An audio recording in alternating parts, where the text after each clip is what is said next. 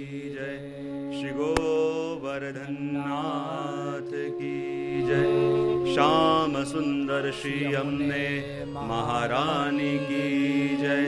श्री गिरिराज धरण की जय। श्री गोसाई जी परम दयाल की जय।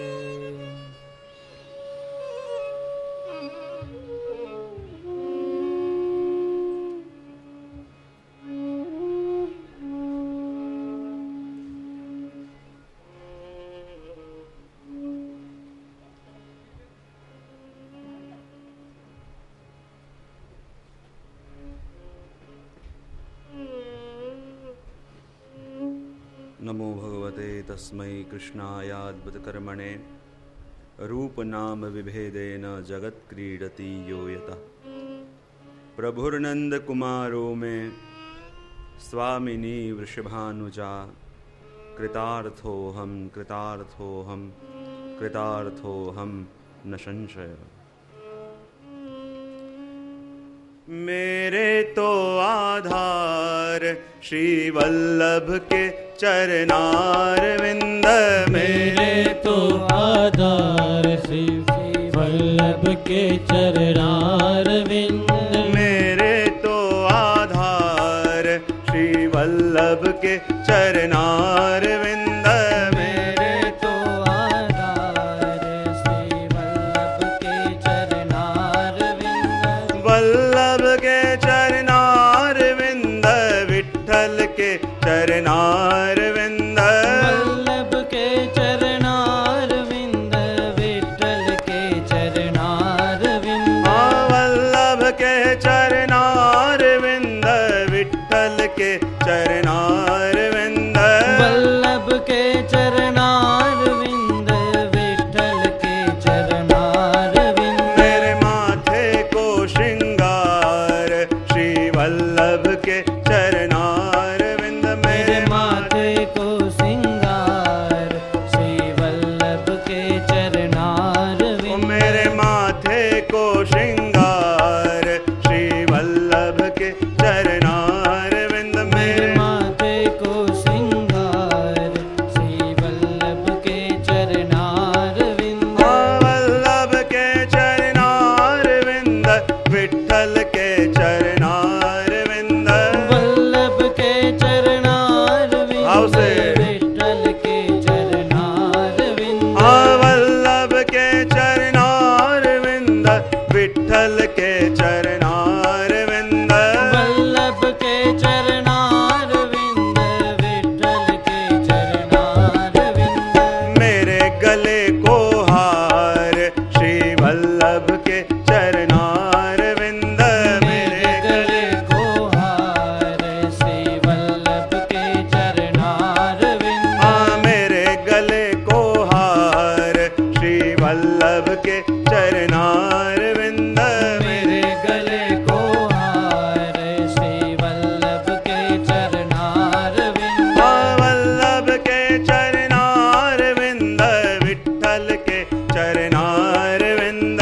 वल्लभ के चरणारविंद विठ्ठल के चरणारविंद। वल्लभ के चरणारविंद विठ्ठल के चरणारविंद। वल्लभ के चरणारविंद विठ्ठल के चरणारविंद। मेरे जीवन को आधार श्री वल्लभ के चरणारविंद। मेरे जीवन को आधार श्री वल्लभ के चरणारविंद। मेरे जीवन को आधार श्री वल्लभ के चरणारविंद। मेरे जीवन को आधार श्री वल्लभ के चरणारविंद। वल्लभ के चरणारविंद विठ्ठल के चरणारविंद। वल्लभ के चरणारविंद विठ्ठल के चरणारविंद। वल्लभ के चरणारविंद विठ्ठल के चरणारविंद।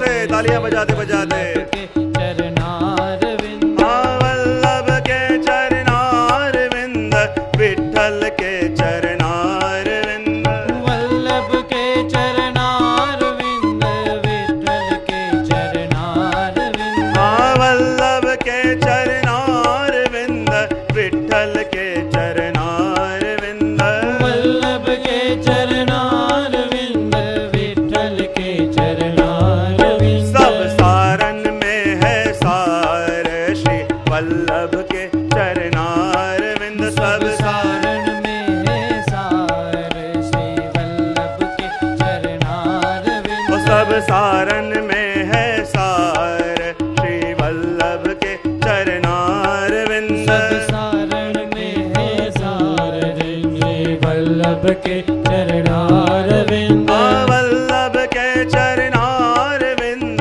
विठल के चरणार विंद वल्लभ के चरणार विंद विठल के चरणार विंद मेरे तो आधार श्री वल्लभ के चरणार विंद मेरे तो आधार श्री वल्लभ के चरणार विंद वल्लभ के चरणार विंद विठल के चरणार विंद वल्लभ के चरणार विंद विठल के चरणार विंद सब सारन में है सार श्री वल्लभ के चरणार विंद सब सारण में है सार श्री वल्लभ के चरणार विंद सब सारन में है सार श्री वल्लभ के चरणार विंद सब सारण में है सार श्री वल्लभ के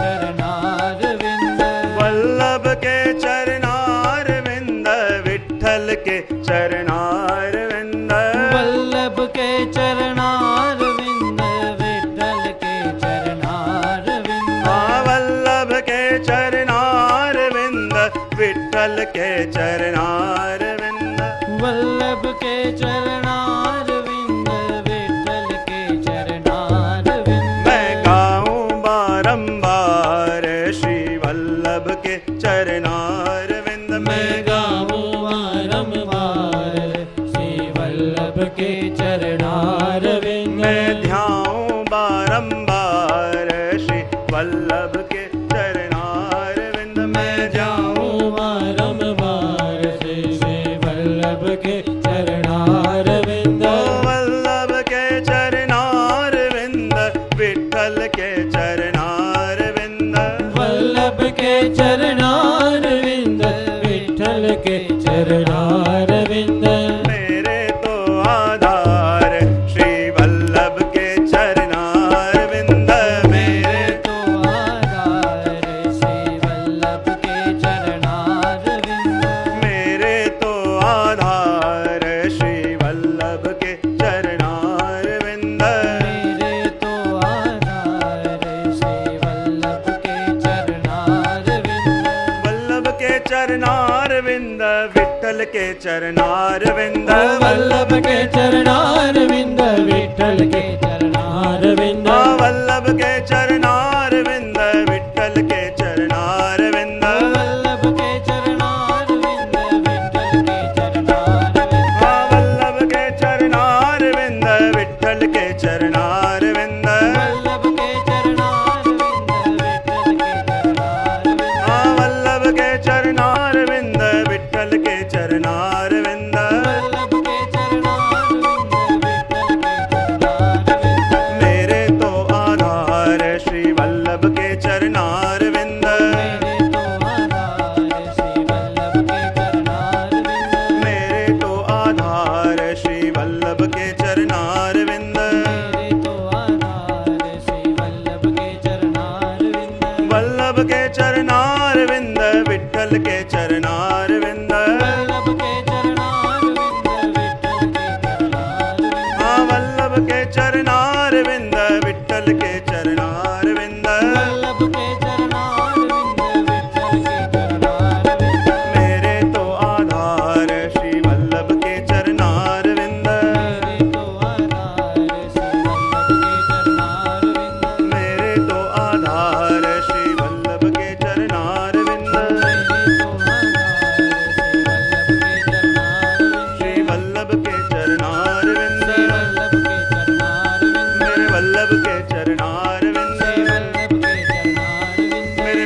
के चरणारविंद, मेरे वल्लभ के चरणारविंद, मेरे विठ्ठल के चरणारविंद, मेरे तो आधार श्री वल्लभ के चरणारविंद, मेरे तो आधार श्री वल्लभ के चरणारविंद। बोलिए श्याम सुंदर श्री यमुने महारानी जी की जय। यहाँ पे आए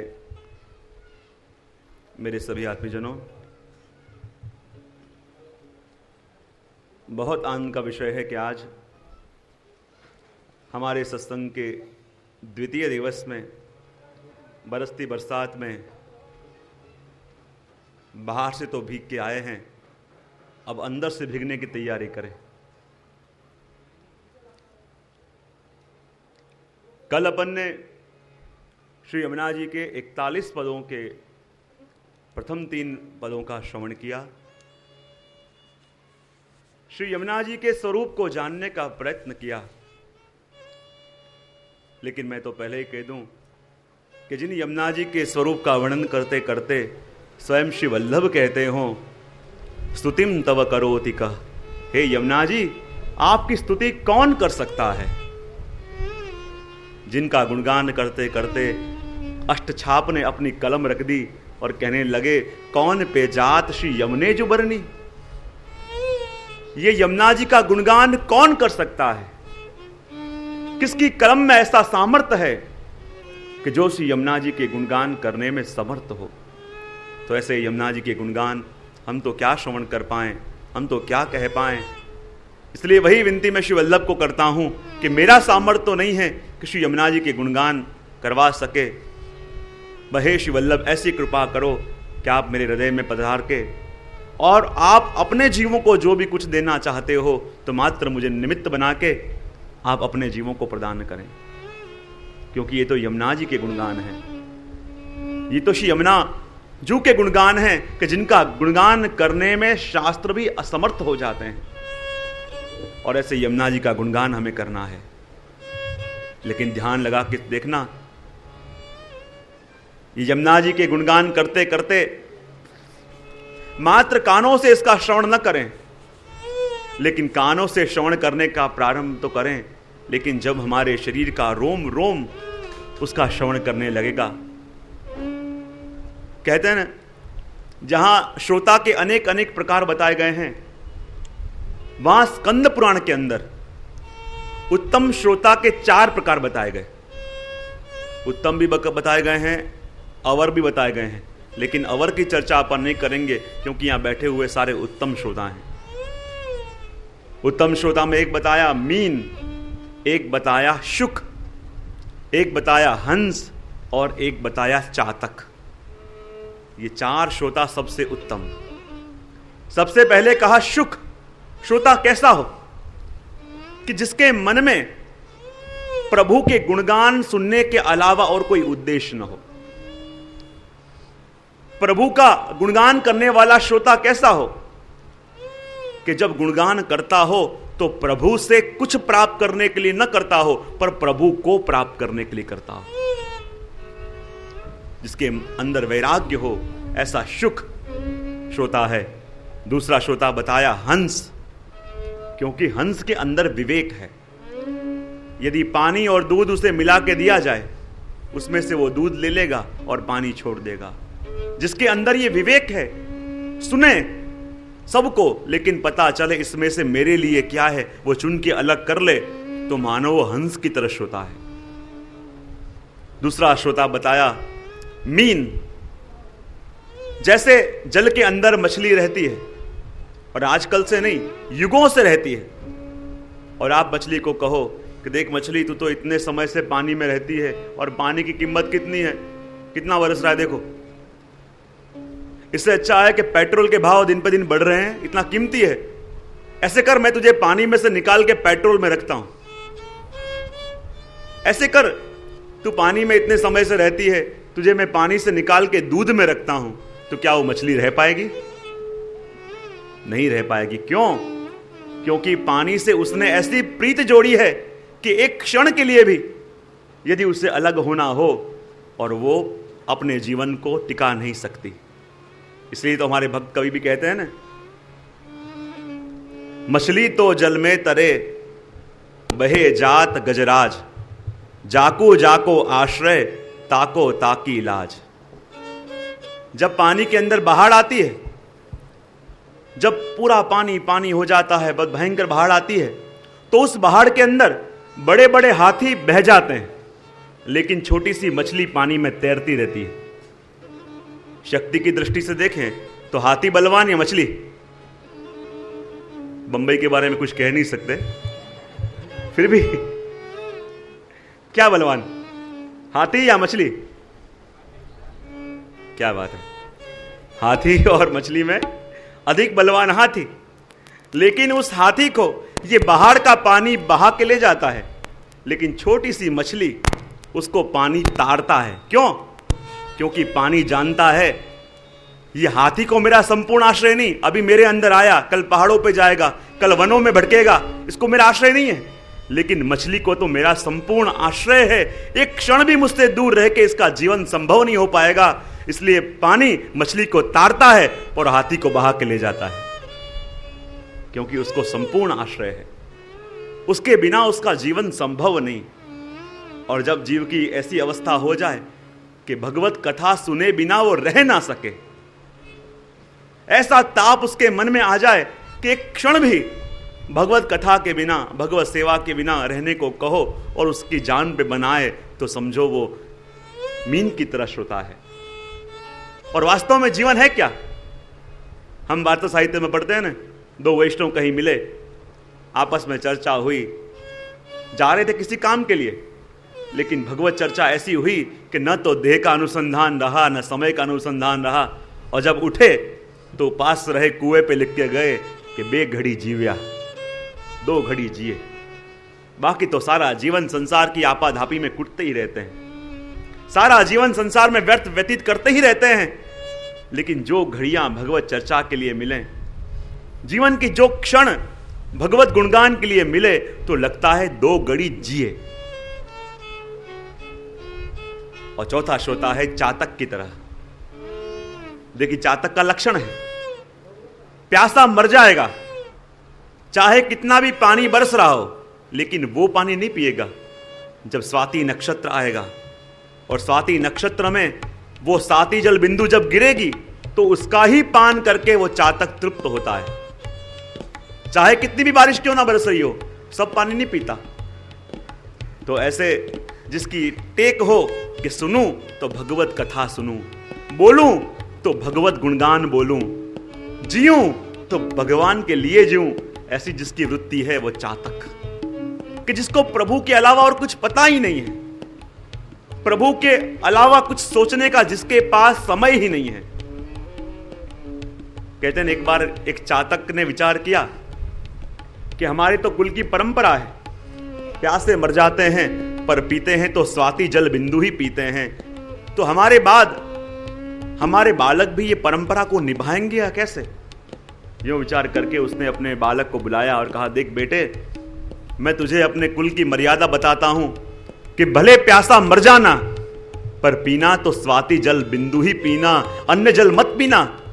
तब उस बालक ने कहा, पिताजी, मुझे तो आज पता चला कि स्वाति जल के अलावा भी दुनिया दूसरा जल होता है। मैंने तो सिर्फ एक जल को जाना है, और स्वाति जल बिंदु को, उसके अलावा मैं किसी को जल मानता ही नहीं। और ऐसी जिसकी टेक हो, ऐसी जिसकी भावना हो, ऐसी जिसकी अनन्यता हो, वो चातक की तरह श्रोता है। और ऐसे चातक की तरह श्रोता यहां करते